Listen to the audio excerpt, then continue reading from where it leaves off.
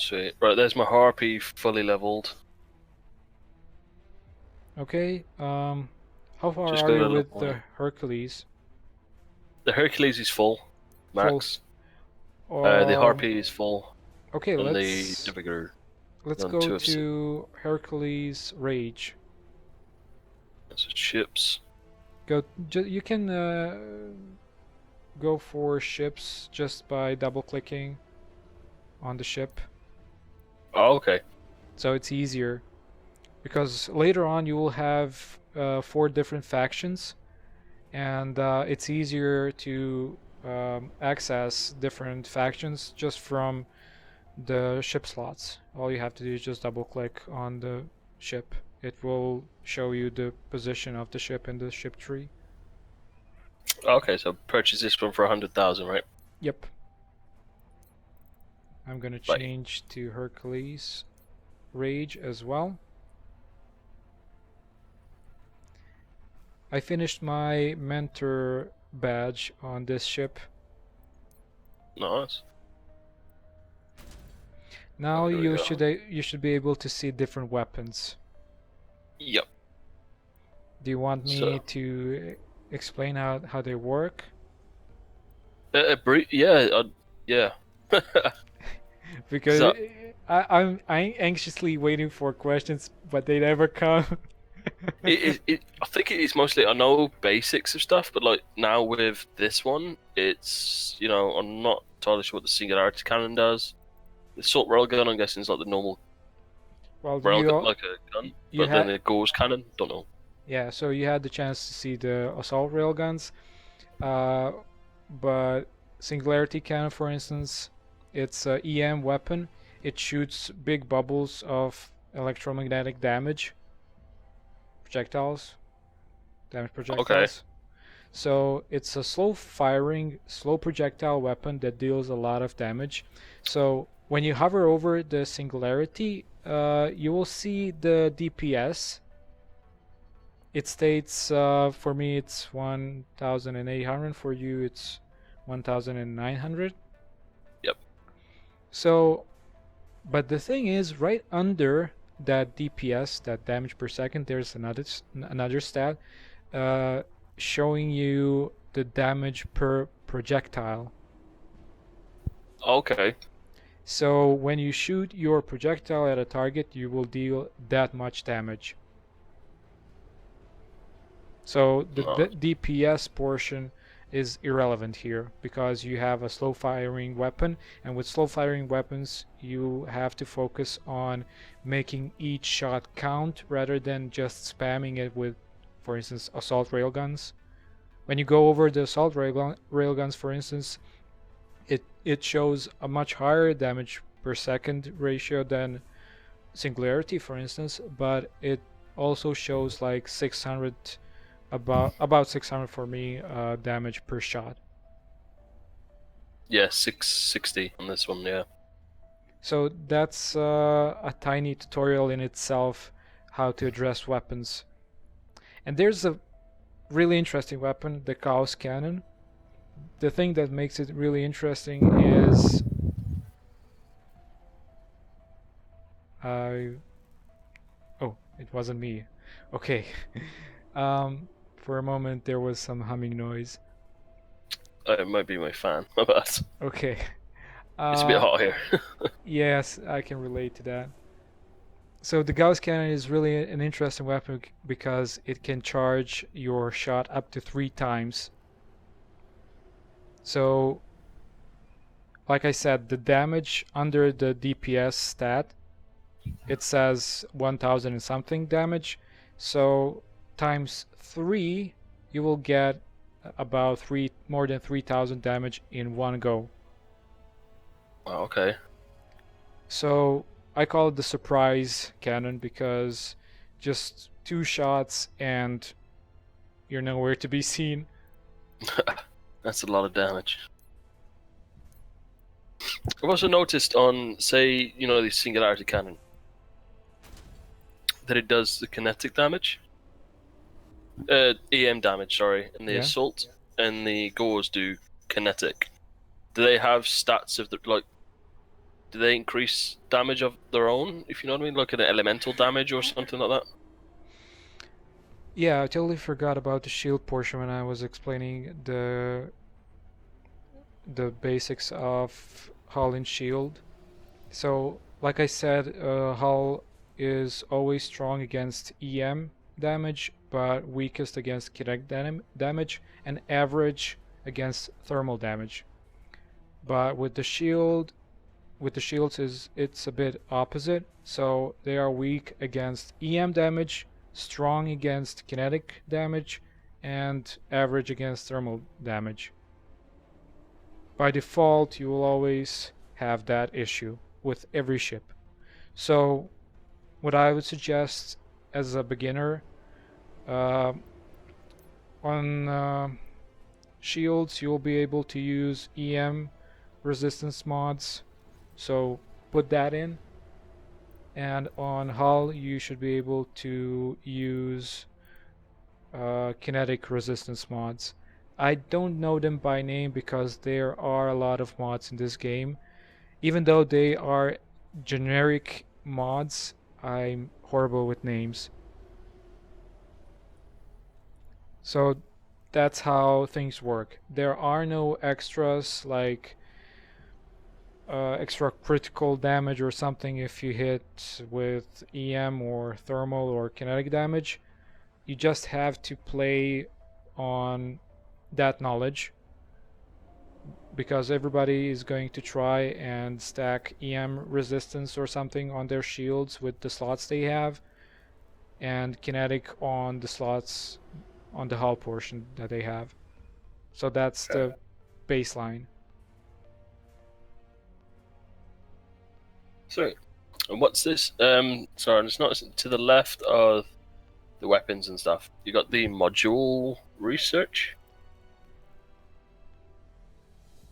Module research. It was used to upgrade modules before. Or does that upgrade everything that is available to upgrade at once? I guess so.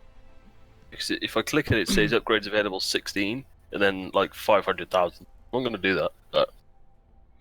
Well, it's best to upgrade manually everything. That option is kind of fishy for me because the game used to use vouchers to upgrade modules.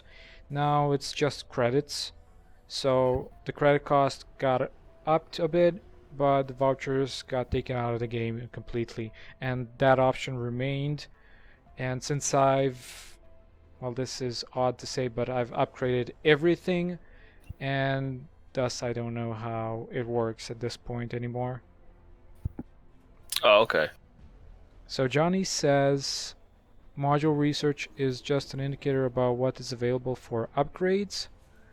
A yellow exclamation mark says that it upgrades only modules that are not yet in your atlas. Blue exclamation mark is upgrading modules that are already in the atlas. The atlas is your profile sheet on what you have in your storage, basically, from weapons to mods to everything. What's the best reference to an atlas?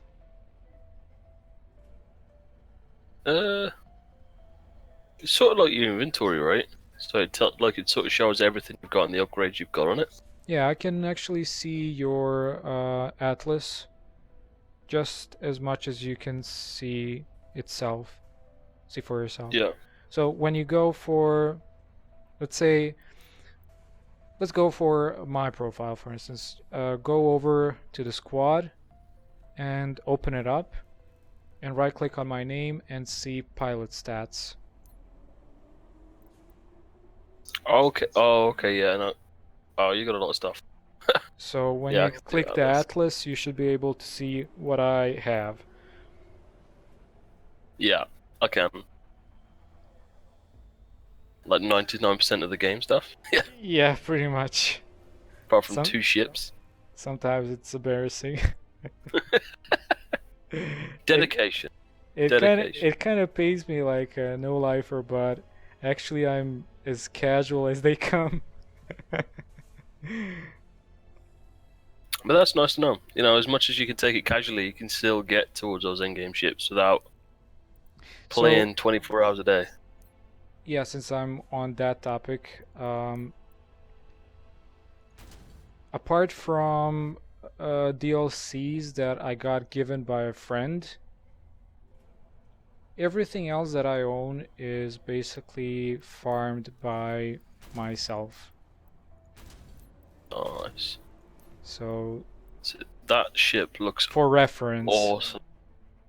which ship? The Zeta. Yeah, you should probably. My favorite ship is the Mjolnir and the Jaguar. It should be just about that alley here. Wow. That's pretty sweet. So those are pretty much endgame ships. Oh, I like the Jaguar. That looks pretty cool. Yeah, it's really fast. I'm still. It's only clearance 5. Yeah, perhaps to see the ship or. Oh, clearance 5. You still have to unlock the ship tree to get to that ship to be able to make it.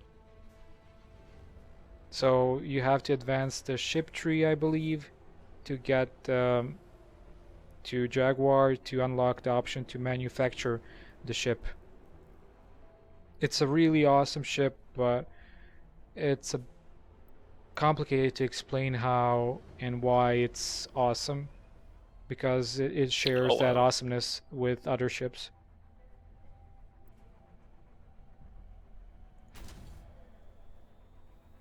Pretty cool. I like seeing those sort of ships, because then I know I want to work at it and get those ships. That's what I want to do. Well, I gotta admit, it's almost refreshing to play these lower ranks. It reminds me of my time when I was helping newcomers. Well, both for my sake and their sake. I tried to teach them as much as I could, like the same things that I was just talking with you. So imagine doing that over and over with a couple hundred players. Yeah. Just to have that one achievement called Grandmaster. Yeah, I forgot that cool thing. When you click on your profile picture, there's taunts and titles. Okay. So yeah, I can see those. In the taunts, basically, when you kill somebody, this is gonna pop up, and for instance, it's "Oops, I did it again" for me. And the titles are basically the titles that are right next to your name. So I love the Apex Predator, for instance, Battle Master, Commander. Oh, I like that one. Such a beautiful explosion. Come back. I want to see it again. Yeah. I need that. That's what I need. I want that one. One thing that's useful for anybody that's starting the game is if you have monocrystals, like I said, it's really valuable. And what you can do with it is sell it on the market. There's a market, the trade thing, lower left side. I think it's a great app for me. So currently they are going about 16 GS a piece. You need to do 5 of 50. Well, you need to do 50 battles before you can unlock the trading. Yeah, that's because of an issue with trade bots. They were annoying when the feature was introduced. That's a good way around it, though. Yeah. If you want to abuse the system, at least play. Yep. So what I was going to say was you can use the monocrystals to sell them, for instance. And with the GS, you accumulate by selling them, because you won't be able to utilize those monocrystals until destroyers. So destroyers will require that ingredient. among other ingredients. So up until then, you don't really need them, so you can have your fun, and you can easily get about, I don't know, 100 monocrystals and sell them for 15 a piece or something. It's going to be about 1,500 GS, I think. So you can go for, let's say, tuning, which is a really weird name for customization. Also, this is a Russian game, so disclaimer. Oh, I played Russian Fishing 4. It's so good. So you can buy paints. You can buy one paint, for instance, and you will keep it forever for every ship, which is nice. And there are a bit of pictures, decors, a lot of different stuff that I'm not gonna bore you with for the time being. And you can buy taunts, like I said, and profile pictures, whatever, the usual thing with these games. That's pretty cool. Okay, shall we continue? We shall. Let's try this new ship. It should be different now, especially now that I have this nice Hercules Rage. 2 ranks to the Ghost. I'm definitely enjoying this though. I'm liking it. Good. Yeah, it's enjoyable mostly because you are not facing the horrible fate of not knowing stuff, how things work. Imagine if you didn't know how to repair your ship. That's like #1 question I always see in general chat. Yeah.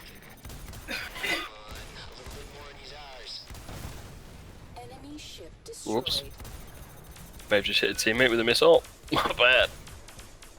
They don't take any damage. There are only specific. There are only specific ways that specific modes that actually enable friendly fire.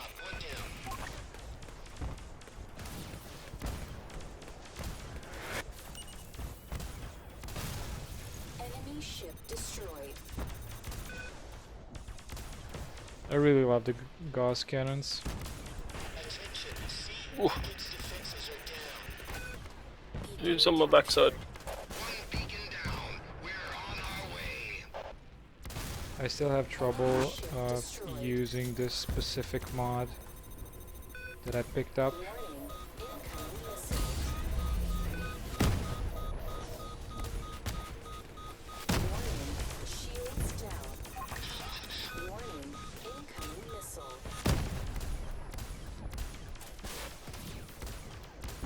I'm liking this gun. Which one? Crap, what was the first one? Singularity. Singularity, that's the one. When you gotta get a bit, don't have to, but a bit easier up close and personal, but does some good damage. Yep.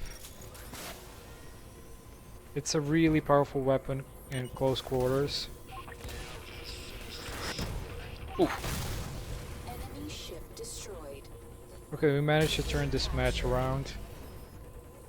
There are 2 incoming, so prepare. Do that.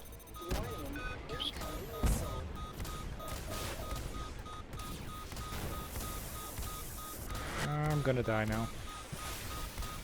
Ooh, that projectile missed me, but this is gonna... Okay, this is not gonna hurt. Oh, he's hurting. Almost. There we Ooh, go. we actually managed to win. Nice.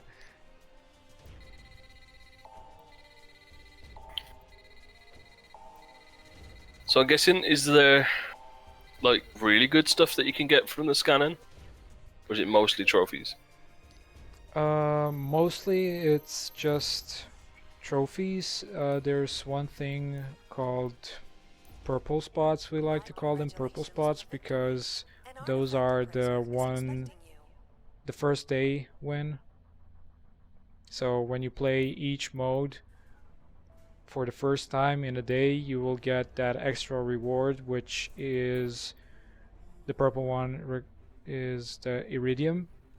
So you get iridium for that loot spot, and later on you can use that iridium to play that awful game of lottery with some boxes. Oh, okay. I don't know how else to call it, but lately it has been improved by a lot. It used to be a lot more horrible. You would waste a lot of iridium for nothing, and you would still not get stuff you wanted from it. So basically, you play a specific game on a specific ship, specific rank to get a specific drop. So it's not so horrible. You get the box, you have to open the box, and you open it with iridium. And in those boxes you will find weapons, parts for weapons, random ingredients for whatever you're going for. So it's a lot of boxes spread through a lot of ranks and modes and everything. Let's try the Gauze. Next game I'll give the Gauze cannon a go. Okay, ready? Yep, ready whenever you are. Okay, here we go. So basically, if you don't like that whole approach to iridium, what I do is I just go to the store and outright buy it, because I always have some spare gold standards to buy stuff. It's usually really low, like 100 gold standards or something. Only the really rare mods are about 5 or 1000 GS, but it's gonna be a long time until you get there. Alright. So I did notice as well on the map that I was able to pull up that they use, is it the iridium to jump to different places? Yeah, it Travel. costs about 5 iridium to jump to any place. It used to be just 2, but I'm guessing it's gonna change again. It's it's kind of changing a lot lately. Developers can't figure out which cost would be the best cost, so they can sometimes ramp up, sometimes make it cheaper. It all depends. It's like a tiny iridium sink to some degree. Oh, okay.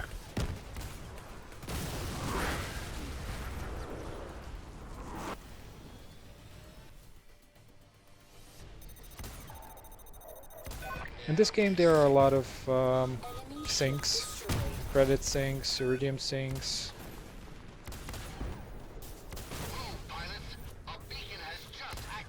All you have to know is which to avoid and on which to focus on, depending on what you prefer.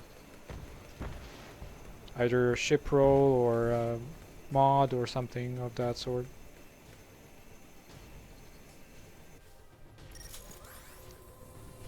I tend to call this game like CSGO on ships, but you have to play it on a 3-dimensional plane, so it's a bit more complicated than just shooting on a 2D plane, if you know what I mean. Yeah. Stop shooting me. Leave me alone.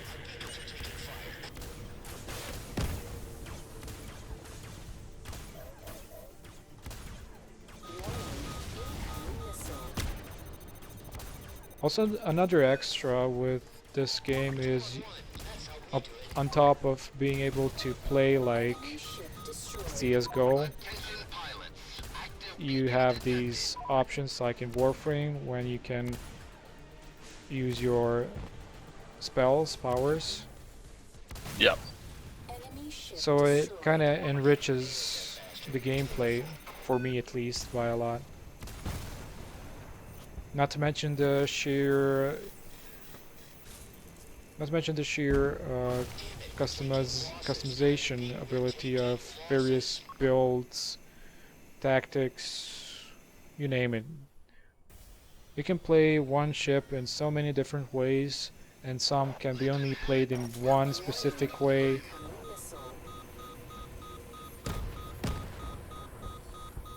But in general, the ships are divided in categories like standard ships. Oh, I got blasted.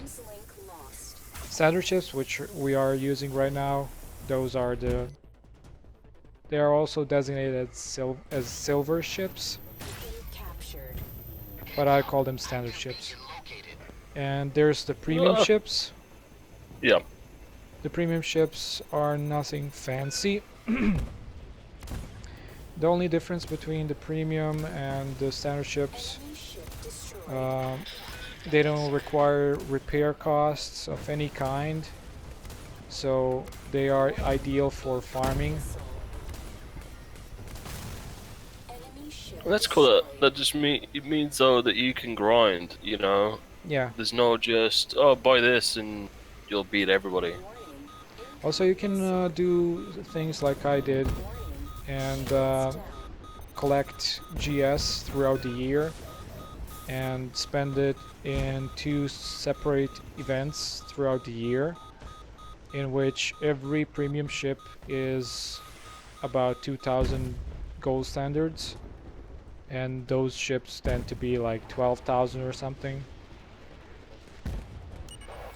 So that's how I got my premium ships. I saved a lot of gold standards by selling stuff and grinding stuff, and I waited for the opportunity to spend that GS on premium ships. At that point I was merely just collecting them because I had no other purpose.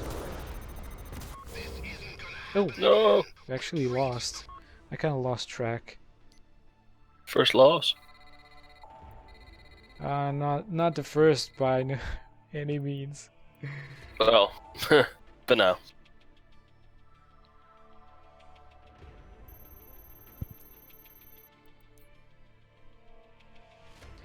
Also, not many will agree with me, but the community here is really great when it comes to helping. For instance, Johnny here on chat, he was really helpful with all of the details to the stuff that I didn't know, for instance.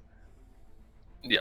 And there are a lot of players like that that are willing to help anyone at any time. That's nice. That's nice to have in a game like this. Well, any game, really. I used to play League of Legends a lot, but I quit due to the toxicity of the players. And Yeah. I found this game, and I've been playing it ever since. It's been 3 to 4 years now. And I still am not bored by it. Yeah, I played League for a while. But yeah, pretty much the same thing. Just got tired of, any game you're in, doesn't matter if you're good, crap, whatever, you still get. I was bothered by the sabotage. I was bothered by the sabotage of players. When they didn't like their role or something, they would just sabotage the match, and you spend half of an hour of your life trying to say something that can't be saved. At least in this game, if you're good, you can destroy anything and everything.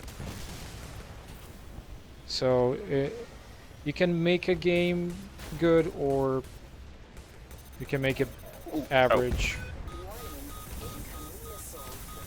It all depends on your skill set and build.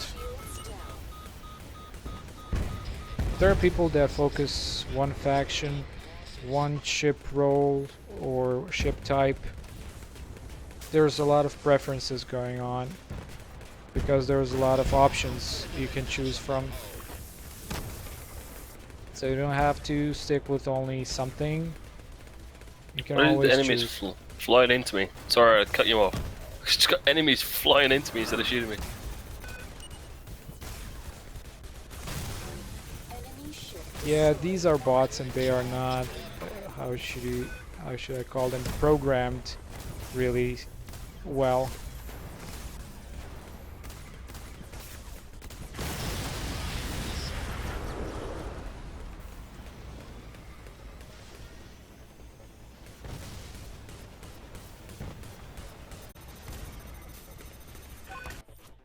Ooh, Got him. ship destroyed. nice.